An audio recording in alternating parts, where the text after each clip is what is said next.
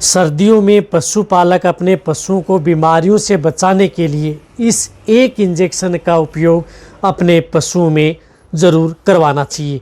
कौन सा ऐसा इंजेक्शन आता है, उस इंजेक्शन का उपयोग कब कैसे कराना चाहिए, कौन सी बीमारी हो जाए तो आप उस इंजेक्शन का उपयोग कराएंगे तो आप अपने पशुओं में बैटरी जेल ले सकते हैं। यदि आपका पशु स्वस्थ है, कहने का मतलब यदि आपका पशु स्वस्थ है, किसी तरह की कोई दिक्कत नहीं है, तो उस स्थिति में आप इस इंजेक्शन का उपयोग आप अपने पशु में करा सकते हैं और कई तरह के जो बीमार होने से आप अपने पशु को बचा सकते हैं। इसी तरह से यदि आपका पशु जब बीमार हो चुका है, कहने का मतलब है कि जब बीमार हो चुका है तो उस तरह की स्थिति में भी आप उन पशुओं को वह इंजेक्शन लगाया जाता है। कहने का मतलब बीमार हो जाए तो भी इंजेक्शन लगाया जा सकता है, यदि आपका पशु स्वस्थ है तो भी वह इंजेक्शन पशु में लगाया जाता है। और सभी पशुपालक है वह अपने पशु में उस तरह के इंजेक्शन का उपयोग ज़रूर करवाना चाहिए जिससे कि आपका पशु ज़्यादा सेफ रहे। तो इस चैनल पर जितने भी जो नए आए हैं या पहली बार जुड़े हैं तो पहली बार चैनल को जरूर सब्सक्राइब कर लें, साथ में बेल आइकन और ऑल बड़ा ऑप्शन दबाएं। आपको पता है कि यहाँ पर सही जानकारी के साथ वीडियो जाती है, आते आप वीडियो को लाइक किया करें और दोस्तों के साथ इस चैनल की वीडियो जरूर शेयर किया करें ताकि उन्हें भी प्रॉपर नॉलेज इस चैनल के माध्यम से मिले।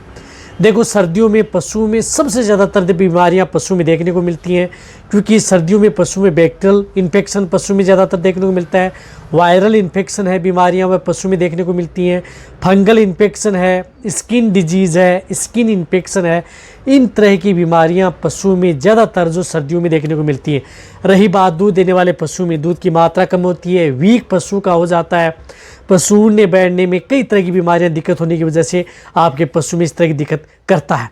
तो वह इंजेक्शन यदि आपका पशु स्वस्थ है, यानी ये पशु स्वस्थ है, किसी तरह की कोई दिक्कत नहीं है, उस स्थिति में उपयोग कर सकते हैं।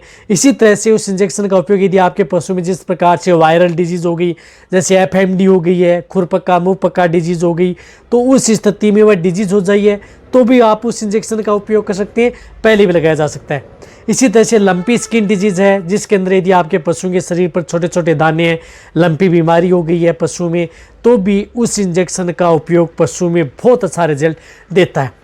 इसी तरह से यदि आपके पशु में बैक्टीरियल डिजीज़ है, मेस्टाइटिस हो गया, थनेला रोग यदि आपके पशु में हो गया, यदि आपका पशु ठीक नहीं हो पा रहा है, या जो वायरल डिजीज़ है उसकी वजह से यदि आपका पशु ठीक नहीं हो पा रहा है, तो उस स्थिति में आपको यदि अच्छा रिजल्ट लेना है और पशु को जल्दी यदि ठीक करना है या जल्दी यदि रिकवरी लेना है, या अदर यदि आप जो इंजेक्शन लगा रहे हैं उन इंजेक्शनों का यदि बेटर रिजल्ट मिले, तो वह इंजेक्शन उन पशुओं को उन इंजेक्शनों के साथ भी आप साथ में उपयोग करवा सकते हैं जिससे कि पशु जल्दी रिकवरी ले। इसी तरह से कई बार यदि पशु की इम्यूनिटी डाउन होती है, कई बार देखा होगा कि पशु की इम्यूनिटी बहुत कम होती है, इम्यूनिटी कम होने की वजह से पशु बार बार बीमार होता है, तो उस स्थिति में पशु की इम्यूनिटी बढ़ाने के लिए, यानी रोग प्रतिरोधक क्षमता बढ़ाने के लिए उस इंजेक्शन का उपयोग पशु में ज़रूर करवाना चाहिए। और ज़्यादातर जो डेयरी फार्मिंग वाले हैं या पशुपालक हैं वह इसके बारे में नॉलेज है, तो वह क्या करते हैं कि पशु में इस इंजेक्शन का उपयोग करते हैं, जिसकी वजह से उन पशु की इम्यूनिटी बनी रहती है, जिसकी वजह से आपका पशु बीमार नहीं होता है। तो वहाँ पर इंजेक्शन लगाया जाता है। साथ साथ में यदि पशु में स्किन डिजीज, स्किन इन्फेक्शन यदि हो गया है, यदि चर्म रोग यदि पशु में हो गया है, या किसी इचिंग हो गई है, शरीर पर छोटे छोटे दाने हो गए हैं, वहाँ पर भी उस इंजेक्शन का उपयोग करवाया जाता है। इसी तरह से यदि आपके पशु में जिस प्रकार से इंटरनल वर्म्स हैं, यानी पेट के अंदर कीड़े हैं, आंतरिक परजीवी हैं, तो उनको किल करने का काम भी वह इंजेक्शन पशु में करता है और बहुत अच्छा रिजल्ट वह इंजेक्शन पशु में देता है। इसी तरह से यदि आपके पशु में देखा होगा कई बार डेगनाला डिजीज़ है या अदर डिजीज़ है, जिसके अंदर यदि आपके पशु में कई बार पूंछ का भाग है या नीचे का भाग है या पशु के खुर हैं या कान हैं वह हार्ड हो जाते हैं या स्किन खुरदरी हो जाती है, या उसकी वजह से यदि आपके पशु में स्किन पर छोटे छोटे दाने या रेड हो जाती है, तो उसका बचाव भी आप अपने पशुओं में उस इंजेक्शन से करा सकते हैं। देखो, वह इंजेक्शन आता है लीवामाइसोल इंजेक्शन, यानी लीवामाइसोल इंजेक्शन आता है जिसके अंदर साल्ट आता है लीवामाइसोल हाइड्रोक्लोराइड।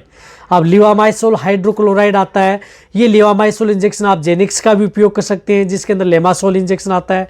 इसी तरह से आप जिस प्रकार से अदर कंपनियां आती हैं उसका भी उपयोग कर सकते हैं, वेलकॉन का भी उपयोग कर सकते हैं, बहुत इस तरह की कंपनियां बनाती हैं, वह उनमें किसी भी अच्छे ब्रांड का आप लिवामाइसोल इंजेक्शन उपयोग कर सकते हैं। यदि आप अपने पशुओं को पेट के अंदर कीड़े मारने हैं या पशुओं की डिवर्मिंग करानी है तो डिवर्मिंग के तौर पर भी आप इस इंजेक्शन का उपयोग कराया जाता है। कहने का मतलब है कि इंटरनल जो वर्म्स हैं उसको किल करने का काम भी ये लिवामाइसोल हाइड्रोक्लोराइड ये इंजेक्शन पशु में काम करता है।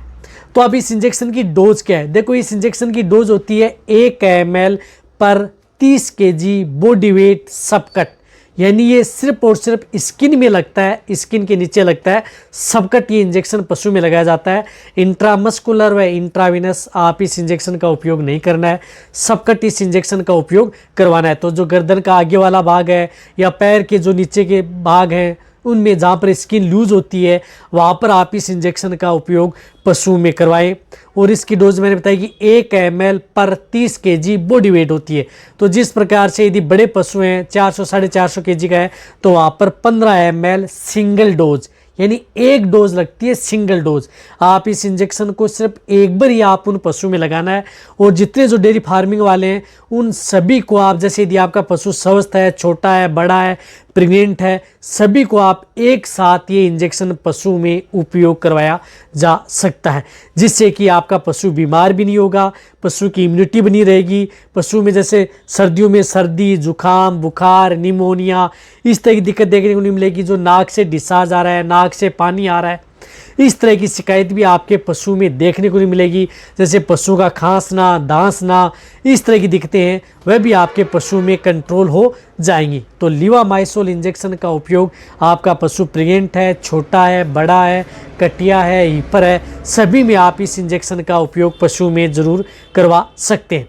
तो जिस प्रकार से यदि छोटे बछड़े बछड़ी हैं तो उनमें 1 ml लगा दिया, 30 kg का 60 kg का तो 2 ml लगा दिया। रही बात रिपीट की, तो रिपीट आपका वेटेरियन है, कई बार पशु में ज़्यादा दिक्कत है तो उस स्थिति में 20 दिन से लेकर के 1 महीने के बीच में आपका वेटेरियन इस इंजेक्शन को कई बार रिपीट करता है। लेकिन यदि आपका पशु समझता है तो उस स्थिति में 3 महीने बाद में, यानी 90 दिन बाद में ही आप इस इंजेक्शन को रिपीट करवाना है। लगातार नहीं लगता है, ऐसा नहीं है कि आप लगातार लगा सकते हैं। 3 महीने में 90 दिन में आप इस इंजेक्शन को रिपीट करवा सकते हैं। तो सर्दियों में बहुत तरह की बीमारियां पशु में देखने को मिलती हैं। तो यदि आप अपने पशु को बीमारियों से बचाना है तो अब ये इंजेक्शन आप अपने वेटेरिनरी से बुलाएं और आप अपने पशु को लगवा लें। महंगा इंजेक्शन आता नहीं है, सस्ता है, रिजल्ट आपके पशु में बहुत अच्छा देता है, नुकसान किसी तरह का नहीं है।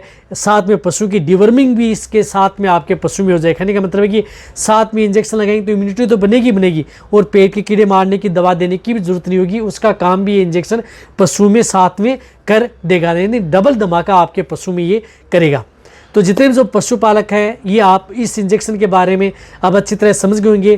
तो ये इंजेक्शन के बारे में जो ये वीडियो है सभी पशुपालक हैं उन सभी के साथ शेयर कर दें और सभी पशुपालकों को इन चीज़ों के बारे में जानकारी होनी बहुत ज़्यादा जरूरी है। तो आप अपने वेटेरिनरी को बुलाएं और ये इंजेक्शन आप अपने पशु में लगाएं और आप अपने पशु को कई तरह की बीमारियों से इंजेक्शन लगाएं। यदि आपके पशु में जैसे बीमारी हो गई है, जैसे कोई भी डिजीज़ हो गई है, तो उस स्थिति में इंजेक्शन यदि साथ में लगाते हैं तो जो भी एंटीबायोटिक एनाल्जेसिक इंजेक्शन साथ में लगा रहे हैं तो उनका असर पशु में जल्दी ज़्यादा करता है और पशु जल्दी रिकवरी आपका पशु लेता है। तो साथ में भी ये इंजेक्शन उपयोग कर सकते हैं जब बीमारी ग्रसित हो जाए तो वीडियो जितना होता है सभी पशुपालकों सभी के साथ ये वीडियो शेयर करें। इसी तरह से वीडियो देखते रहें। थैंक्स, धन्यवाद।